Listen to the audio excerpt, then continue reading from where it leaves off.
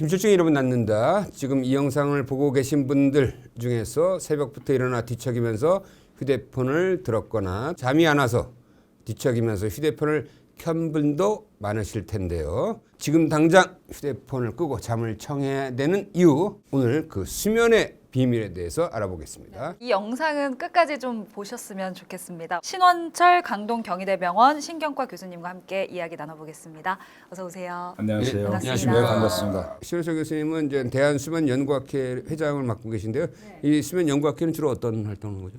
그 수면을 전공하고 연구하는 의사 또 연구자들이 함께 모여서 학술적인 교류와 친분을 나누는 학술 친목 단체입니다. 점점 요새 수면에 대한 관심이 높아지면서 여기에 참여하는 의사 선생님들도 굉장히 늘어날 것 같아요. 예, 우리나라 노인 인구가 이제 1,000만 명이 넘었잖아요.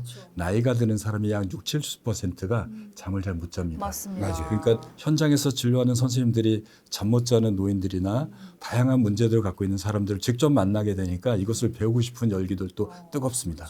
오늘 우리가 이제 이 유튜브를 하는 이유도 나이 들면서 왜 잠을 못 자나 이게 핵심 주제예요. 일단 먼저 우리가 잠을 잔다는 그 행위 자체는 어떤 거예요, 도대체? 인생에서 한 23년 또는 한 25년 정도 잔다고 하죠. 25년 하자요? 예. 근데 그거를 긴 80년을 놓고 보면 23년이지만 하루를 놓고 한번 생각해 보죠. 그럼 우리가 뭐 7, 8시간, 적게도 6시간 이상은 자게 되니까 그렇게 놓고 보면 23년, 25년이 적은 시간은 아닙니다. 그렇죠.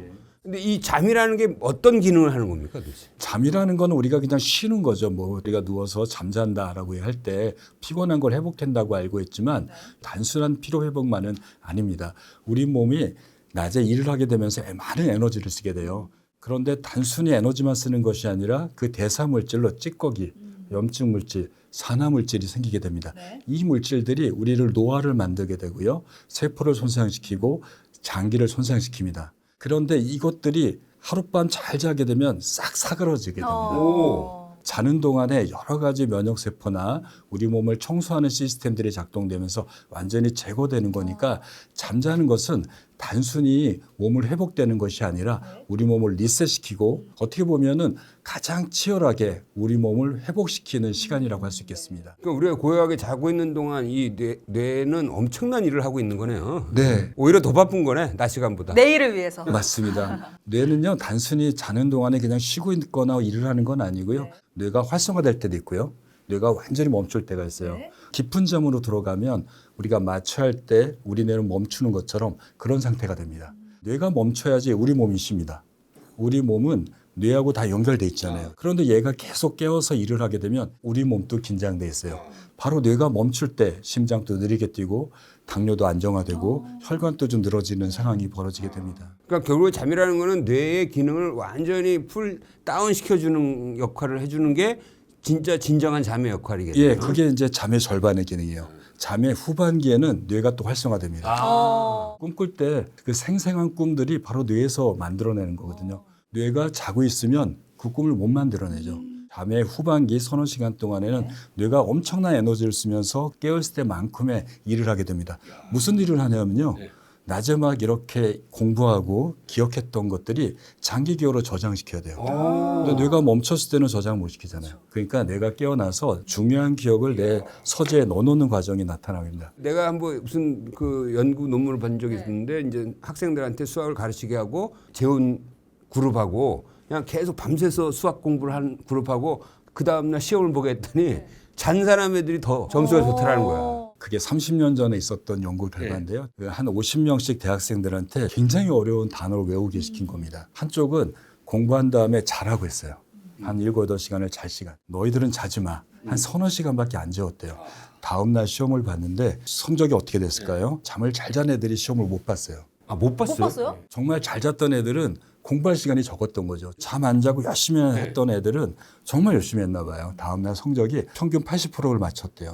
반전이 하나 있습니다. 이 아이들한테 예고 안 하고 한 달 뒤에 똑같은 시험을 다시 봤습니다. 이게 역전이 됐어요. 잠을 자야 장기 기억으로. 잘 잤던 애들이 60%가 맞췄어요. 야. 못 잤던 애들은 20%를 못 금방 맞췄습니다. 까먹게 되는군요. 밤새도록 공부하고 다음 시험을 잘 보고 나올 수 있죠. 시험장에서 나오는 순간 하나도 기억이 나지 않잖아요. 내가 뭘 공부했지? 라고 하죠. 벼락치기가 이거예요. 기억을 저장하는 해마라는 데 있는데 정보가 들어오면 그 안에 쌓여요. 계속 들어오면 밀려서 뒤에 건 없어집니다. 벼락치기는 지금 딱 해서 내 기억에 채워놓은 거고 나오면서 시험 보면서 떠오르는 기억이 이걸 밀고 있는 거예요. 우리가 자면서 깊은 잠을 잘 때 이 해마 있는 기억이 장기 기억으로 저장되는 과정이라고 합니다. 그걸 리플 현상이라고 얘기를 하는데요. 깊은 잠에서만 가능한 거다. 그렇습니다. 장기적으로는 이제 잠을 잘 자는 학생들이 공부를 더 잘하게 될 수밖에 없는 거네. 예, 긴 마라톤이라고 생각하셔야 돼요. 어쨌든 충분한 수면이 그만큼 뇌 기능에 굉장히 중요한 역할을 한다라는 말씀이신데 보통에 어느 정도 수면을 취해야 잘 잤다라고 좀 볼 수가 있을까요? 우리 아나운서는 몇 시간 주무시나요? 저는 보통 6시간에서 한 7시간 정도. 우리나라 평균 수면 시간이 한 6시간 왔다 갔다 한다 합니다. 성인 시간이요. 그런데 일반적으로 해외에서 성인이 권장되는 수면 시간은 7시간에서 8시간으로 알려져 있습니다. 그런데 이게 사람마다 너무 차이가 커요. 그래서 정의가 있습니다. 바로 아침에 내가 스스로 알람 없이 자연스럽게 깨어나고 낮에 커피 안 마시고 낮잠 안 자고 하루를 아주 맑은 정신으로 살아갈 수 있을 때 그 정도의 수면 시간이 적정 수면 시간이라고 합니다. 수면의 아버지라고 하는 닥터 디멘트가 이거를 좀 제안한 방법이 있어요. 우리가 뭐 일 때문에 억지로 강제화되고 있어요. 그러니까 그게 나의 진정한 수면 시간이 할 수는 없습니다. 닥터 디멘트가 한 일주일을 잡으라고 합니다. 그래서 평소에 자는 시간에 맞춰서 불을 끄고 자래요. 그러면 내가 한 5시에 일어나면 5시에 눈을 뜰 겁니다. 불 켜지 말고 그대로 다시 잠을 청하래요. 중간에 깰 겁니다. 계속 청하는데 도저히 못 잘 때까지 잠을 청하래요. 그리고 나서 커피 마시지 말고 낮잠 자지 말고 하루를 활동을 하라고 그럽니다. 다음 날 또 정해진 시간에 자고요. 이러다 보면 새벽에 깨는 게 없어지고 내가 언제까지 자는지가 나온답니다. 한 3일에서 4일 하면 나의 적정 수면 시간이 나온대요. 나이 들면서 왜 이렇게 새벽잠이 많아지고 잠을 못 자는 사람들이 많은 거예요? 실제로 통계도 나이 드신 60세 이상의 노인에서 한 60~70%가 불면증을 가지고 있다고 합니다. 젊었을 때는 잠은 뭐 원하면 내가 잔다고 생각하지만 60세가 넘어가면 초저녁에 졸리고요. 새벽에 한 2시, 3시, 한 2~3시간 자고 깨고요. 새벽 5시, 6시에 떠갖고 더 이상 잠을 못 자는 일이 우리 주변의 어머니들, 아버님들, 할아버지, 할머니들한테 흔한 현상입니다. 왜 이런 일이 벌어지냐면요. 나이가 들면 우리 몸에 노화가 일어나요. 특히 뇌도 노화가 진행되는데 뇌에서 가장 먼저 뇌세포가 퇴행이 되는 기관이 시상하부라고 하는 변형계가 있는 부위입니다. 이 부위가 무슨 일을 하냐면 생존의 본능이에요. 위협을 느끼고 배고픔을 느끼고 그리고 내가 체온을 조절하는 기능이 바로 변형계입니다. 그런데 나이가 들면 뇌 부위가 제일 먼저 퇴행이 시작됩니다. 이 시상하부가 호르몬을 만드는 조절하는 부위잖아요. 50대가 넘어가면 여성들은 갱년기가 오고 남성들도 갱년기가 옵니다. 그렇게 되면서 호르몬 불균형이 시작이 돼요. 그런데 이 시상하부에 수면을 조절하는 중추가 있습니다. 바로 생체시계가 위치하고요. 졸음 중추가 위치합니다. 얘네들이 망가지게 되니까 자고 깨는 일주일 리듬, 24시간에 깨는 리듬, 자는 리듬이 약해져요. 그러니까 낮에도 졸리고요. 밤에도 깊이 못 자고 중간에 깹니다. 생체 시계는 빛이 잘 들어오면 생체 리듬이 굉장히 좋아집니다. 그런데 노인이 되시게 되면 많은 노인들이 눈에 문제가 생깁니다. 백내장, 녹내장, 망막질환. 그러면 이 빛이 들어오더라도 생체 시계를 자극을 못해요. 한 연구에서 젊은 사람하고 나이 든 사람의 빛의 자극을 보면 젊은 사람에 비해서 50%밖에 자극이 안 된대요. 같은 빛을 쬐다 하더라도. 그러니까 생체 시계도 약화됐고 빛이 적게 들어와서 활성화도 못 시키게 되니 생체 리듬이 낮에도 활성화 못 되니 낮에 졸리고요. 여기 하나 더 붙여볼게요. 멜라토닌이 또 줄어들게 됩니다. 멜라토닌은 생체 시계 시상하부 뒤편에 있는 솔방울 모양의 송가체에서 만들어지는데 10대에서 가장 많이 만들어져요. 그러다가 20대가 넘어가면 줄기 시작합니다. 그게 20대부터 줄어요? 예. 그러다가 55세가 되면 10대에 비해서 절반밖에 분비가 안 됩니다. 70세가 넘어가면 30%밖에 안 나옵니다. 마지막으로 아주 치명적인 원인이 하나 더 있습니다. 자고 깨는 건 생체 리듬만 갖고 자고 깨는 건 아니거든요. 피곤한 것 때문에 잡니다. 피곤하다는 거는 그냥 육체적으로 에너지 많이 썼다는 게 아니라 에너지를 쓰면서 생성되는 아데노신이 있어요.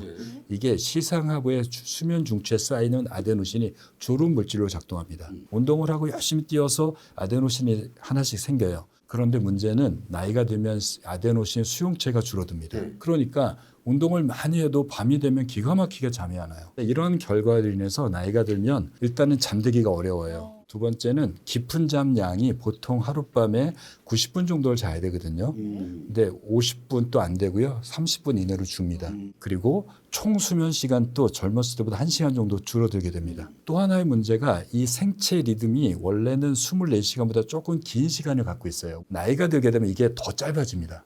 옛날에 핸드폰 없을 때도 방학 때는 점심때나 점심 이후에 일어나서 밥을 드셨을 거예요. 이게 우리 생체 리듬에서 사는 거거든요. 그런데 우리가 햇빛을 쬐고 일정한 시간에 일어나면서 24시간으로 동기화가 되는 건데 다른 원인보다도 체온이 낮아져서 그렇거든요. 우리가 에너지를 쓰게 되면 체온이 올라가잖아요. 아침에 깨기 2시간 전에 우리의 체온은 제일 낮아요.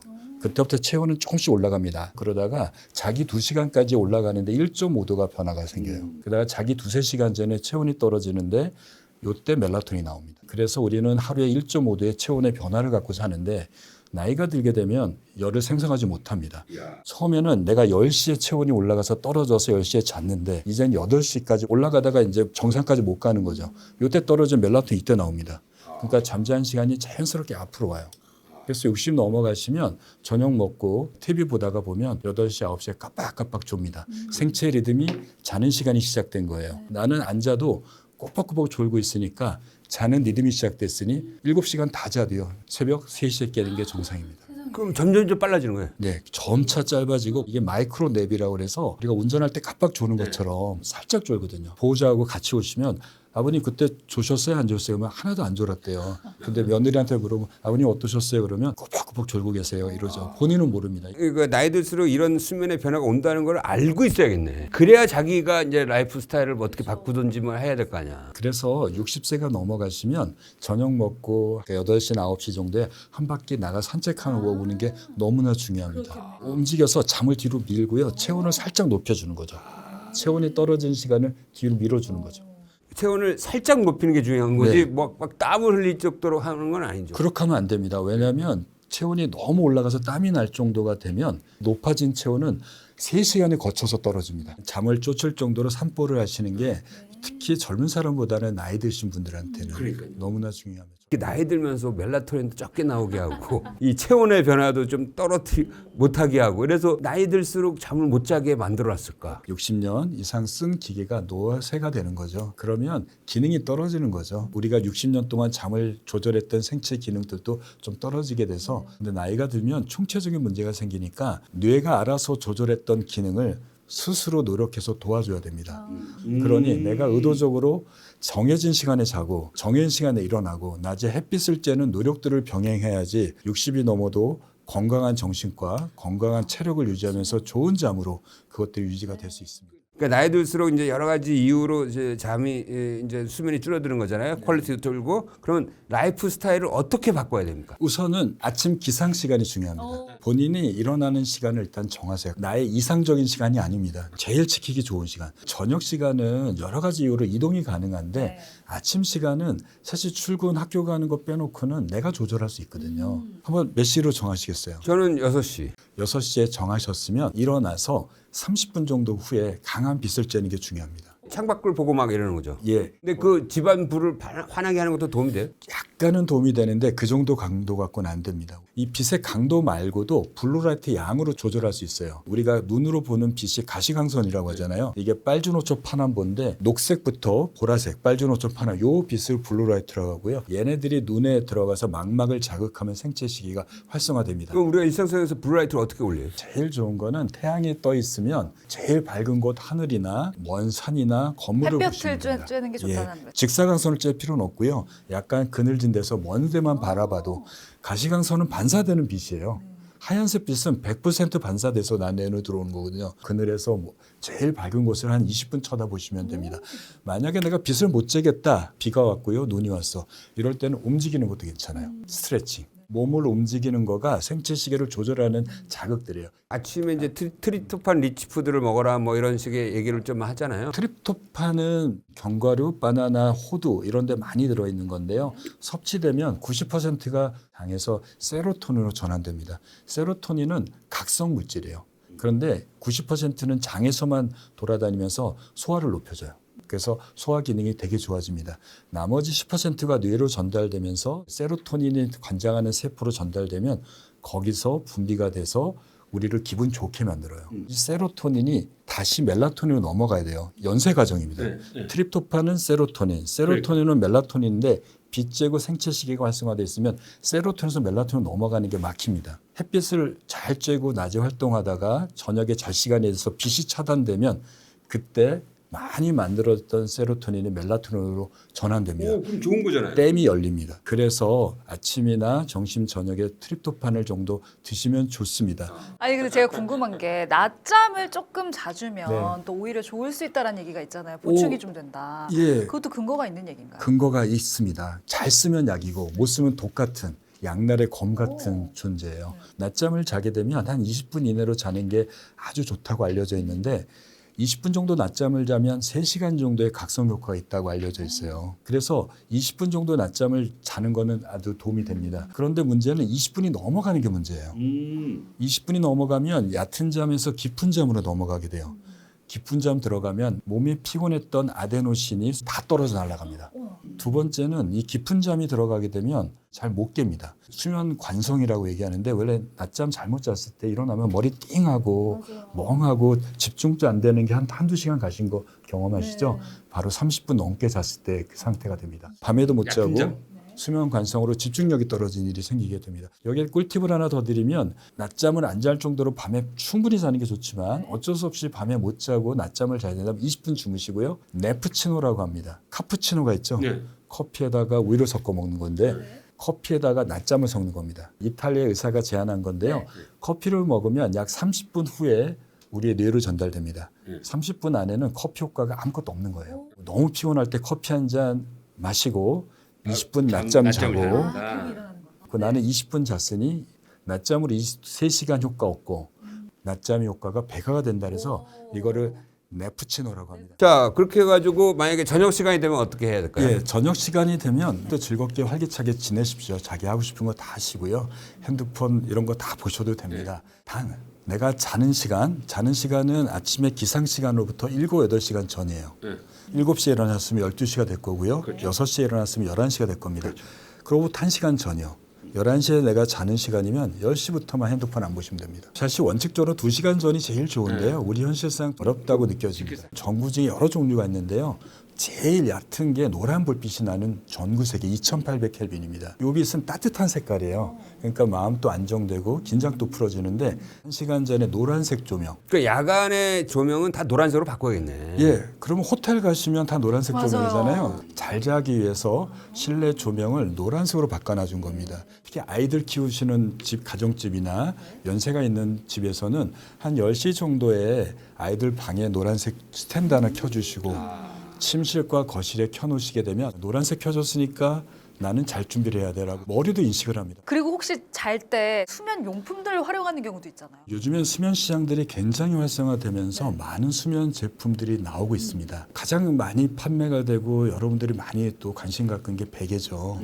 이 수면 베개라고 하는데 이건 사실 수면의 베개보다는 경추 베개로 하는 게 맞습니다. 척추가 우리가 S라인이 있어요. 일자가 아니잖아요. 목은 약간 위쪽으로 올라가 있습니다. 그러니까 목을 받쳐주게 되죠. 우리가 똑바로 누워 자게 되면 목이 아주 긴장 상태가 돼요. 이게 S라인이 펴지니까 목을 받치게 함으로써 근육을 풀어주게 하는 효과가 있는데 어떻게 보냐면요. 내가 경추가 들뜨지 않을 정도. 여러분들 집에 있는 수건을 돌돌 마르세요. 말아갖고 목에 하나 올려놔 보세요. 근데 불편하지 않아? 근데 빈틈이 없어? 된 겁니다. 그 높이를 자로 잰 다음에 경추 베개 높이로 구매하시면 됩니다. 잠자리 환경도 중요할 것 같은데 침실이 너무 덥거나 전기장판을 쓰고 막 이러면 안 되는 거네. 침실의 체온이 굉장히 또 중요합니다. 수면 환경에서. 그러니까요. 방 안의 온도는 20도 내로 맞춰놓은 게 좋은데 만약에 그 온도가 너무 낮다면 한 22도까지 가시고 그래도 못 견디겠다 싶으면 옷을 한두 겹 정도 더 입는 거예요. 이불을 두꺼운 게 하는 것이 아니라요. 아, 옷을. 그래서 그냥 누웠을 때 약간 서늘하다는 느낌 정도가 제일 좋습니다. 이불은요? 이불은 통기가 잘 되는 게 좋습니다. 왜냐하면 두꺼운 이불을 하면 통기가 안 되잖아요. 이 안에 열이 갇히면 내 몸을 계속 뜨겁게 해요. 따뜻해지면 근육은 풀어져요. 마음은 편해서 잠은 들기 좋은데 자는 동안에 체온이 높아지면 멜라토닌 안 나오고요. 체온을 빨리 낮추기 위해서 하는 게 심장이 빨리 뛰어요. 그러면 잠은 망친 거죠. 우리나라 사람들은 좀 마른 사람들이 많아서 너무 추우면은 추워서 못 자는 사람들도 많아요. 그래서 전기 매트를 쓰신다면 잠자기 1시간 전에 가동시켜 놓고요. 잘 때는 끄십시오. 아, 잘 때는 꺼라. 깨기 약 1시간 전에 체온이 제일 많이 떨어진다고 그랬잖아요. 네. 그래서 오히려 그 너무 추웠게 느껴질 수 있잖아요. 이 체온이라는 게 사실은 우리가 느끼는 이 피부 체온이 아니거든요.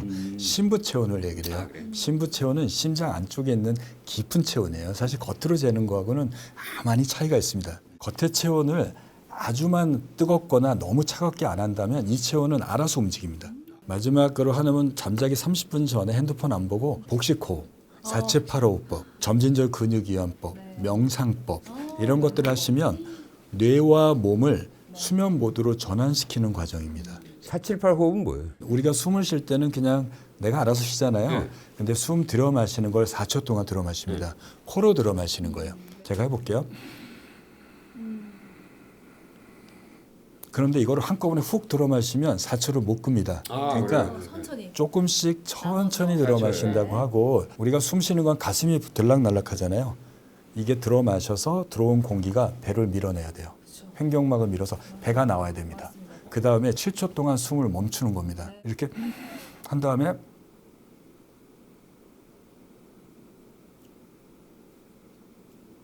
됐죠? 그 다음에 8초 동안에 입을 살짝 벌리고요. 8초 동안 내쉬어야 되니까 이걸 확 내쉬면 8초로 못 꿉니다. 그러니까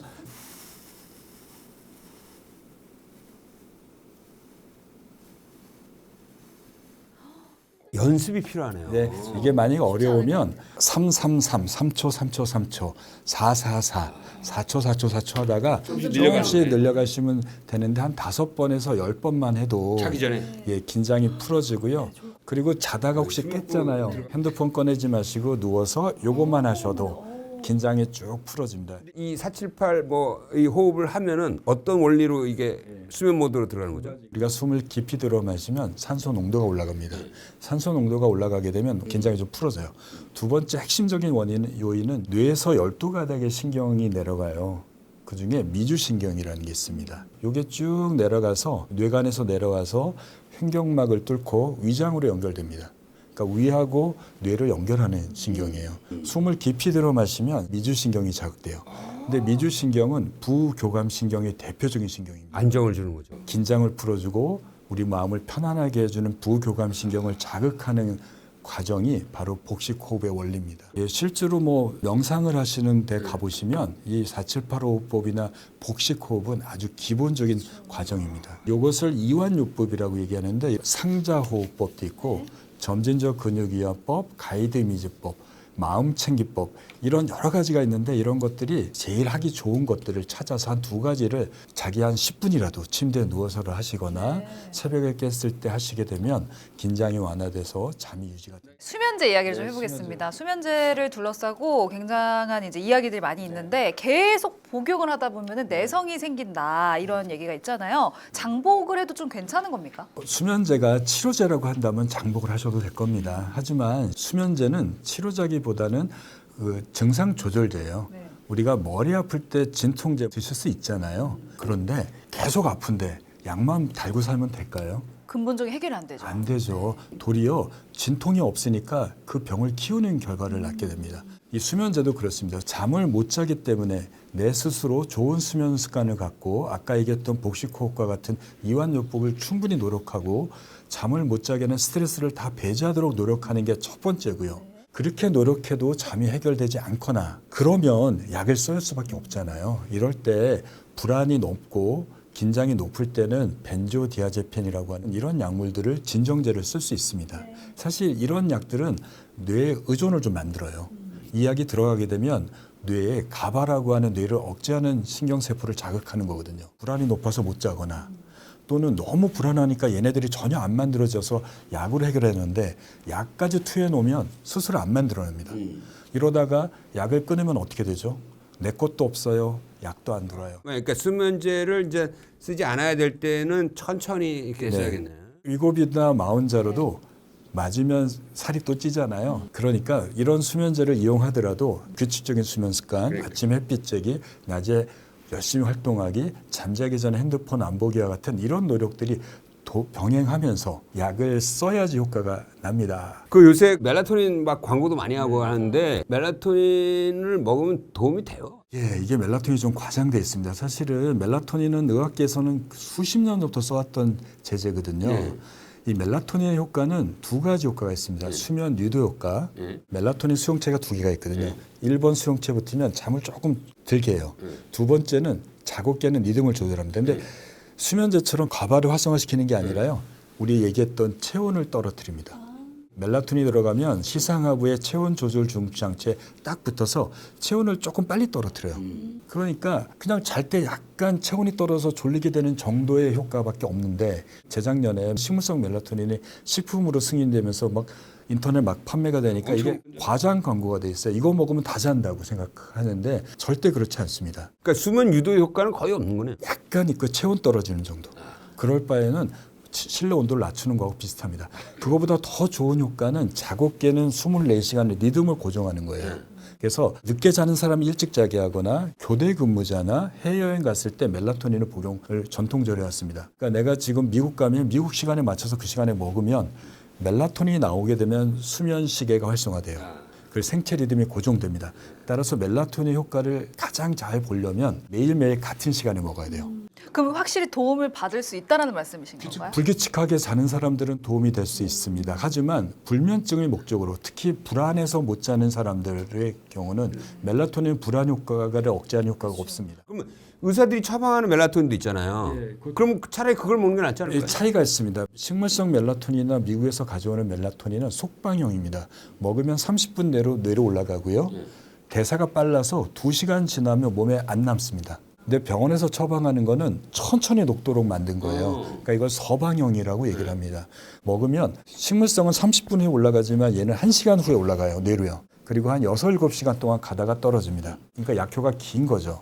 그러면 수면 리듬이 불안정하고 불규칙한 사람은 병원에서 처방받는 멜라토닌을 먹는 게 훨씬 더 네, 차라리 낫습니다. 그러면 예를 들어서 수면 리듬을 가장 좋게 하려면 멜라토닌 일정 시간에 먹으라 했잖아요. 그러면 일반적으로 그러면 잠자기 2시간 전? 병원에서 처방되는 건 1시간에서 90분 전. 90분 전. 그리고 식물성이나 미국에서 가져오신 것들은 대개 30분에서 1시간 전. 그리고 30분에서 1시간 전. 더 중요한 건 같은 시간. 하나 더 붙이면 얘를 먹고 나서 핸드폰을 안 봐야 됩니다. 그렇죠. 멜라라는 건 검다란 뜻이거든요. 얘는 들어가서 생체시계를 끄는 역할을 하는데 빛이 들어와서 생체시계를 켜놓으면 얘는 끌려오고 빛은 켜려고 그러면 그러니까. 효과가 당연히 없습니다. 아니 혹시 마그네슘을 먹는 것도 좀 도움을 받을 수 있을까요? 마그네슘이 요즘에 이제 젊은 친구들이 근육을 키우기 위해서 되게 네. 많이 먹습니다. 저도 먹고 있어요. 예. 네. 마그네슘은 들어오면 근육을 이완하는 효과가 있어요. 운동을 많이 한 다음에 근육을 좀 풀어주기 위해서 마그네슘 드시는 것도 좋은데 수면에도 도움이 됩니다. 얘가 들어가게 되면 뇌로 들어가서 아까 우리 얘기했던 멜라토닌을 만드는 데 필요한 물질로 작동해요. 그러니까 멜라토닌이 조금 더 잘 만들어지고요. 두 번째는 뇌를 억제하는 가바가 있다고 그랬잖아요. 가바를 또 도와줍니다. 그러니까 이 마그네슘은 근육을 이완하는 것 외에도 마음의 안정, 진정작용이 있어서 드시게 되면 200ml에서 300ml 정도 하루에 드시면 좋고요. 저녁에 자기 전에 한 2-3시간 전에 드시면 좋은데 예, 아이들도 먹어도 되고 모든 사람이 먹어도 되는데 꼭 주의할 사람들이 하나 있습니다. 어떤 분들이죠? 신장이 나쁜 분들입니다. 신장이 나쁜 분들. 신장이 나쁜 분들은 이 마그네슘이 신장으로 대사되거든요. 신장 기능이 떨어지게 되면 마그네슘 대사가 안 되기 때문에 약간 좀 문제를 일으킬 수 있습니다. 그런 분들은 용량을 줄여서 드시면 됩니다. 네, 오늘 이제 잘 자는 방법에 대해서 한번 이야기 나눠봤는데요. 저희 지금 영상을 보고 계신 구독자 여러분들께 당부의 한 말씀 부탁드리겠습니다. 우리가 이제 시간이 없으니까 바쁜 현대인을 살아가다 보면 제일 시간이 없을 때 줄이는 게 잠인 것 같아요. 그런데 오늘 지금 말씀드린 대로 내가 어떤 잠을 줄여서 내 일을 성취했다면 미래에 내 건강을 가불해서 쓴 결과일 겁니다. 잠을 못 자면 그날로 즉시 몸의 회복도 안 되고 치유도 안 되고 염증 물질이 쌓이고 노인들의 경우에는 뇌의 독성 물질인 베타아밀로이드가 뇌에 쌓이게 됩니다. 이 베타아밀로이드는 뇌를 손상시키는 알츠하이머 치매의 원인 물질이거든요. 건강한 사람들이 잠을 잘 자게 되면 뇌에서는 뇌 독성 물질이 제거가 되고 몸에서는 우리 세포를 손상시키는 염증 물질, 산화 물질이 제거가 돼서 우리 몸이 리셋됩니다. 여러분들은 1년 후에 10년 후에 리셋시킬 수가 없어요. 그날 리셋시키고 살아야 됩니다. 잠에 투자하십시오. 여러분들의 하루에 다른 거를 줄여도 잠을 줄이지 말고 6시간, 7시간의 잠을 투자하시고 단순히 시간으로가 아니라 질로서 좋은 잠을 잘 수 있도록 만드신다면 돈도 버시고요. 건강도 지킬 수 있습니다. 네. 나 이 말이 참 와닿는데 인간의 삶이라는 거는 매일매일 리셋을 해서 살아야 됩니다. 잠을 통해서. 그래야 건강하다는 거예요. 네, 영상 보면서 궁금한 점 있으셨다면 댓글로 남겨주시고요. 좋아요와 구독 버튼도 눌러주시길 부탁드리겠습니다. 오늘 함께해주신 신원철 강동경희대병원 신경과 교수님 고맙습니다. 네, 감사합니다. 네, 감사합니다.